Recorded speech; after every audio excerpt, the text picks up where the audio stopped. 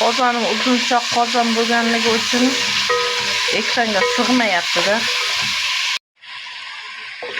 Umutlar qovuramiz. Hammasini aralashtirib, tuzni ham sovordim, uni videoga olmadim videoga. Bu yoqdan pirlovkamizni yuvib tayyorlab qo'ydim. Yarim piyoladan sal ko'proq qolgan ekan, bo'ladi o'sha ham. Pirlovkani ham soldim. Qo'zg'avoraman. Chunki mayda sabzlar, kartoshka mayda birga pishadi hammasi. Qaynab turgan suvni tagini past qilib, qaynab turgan suvni quyib boramiz endi.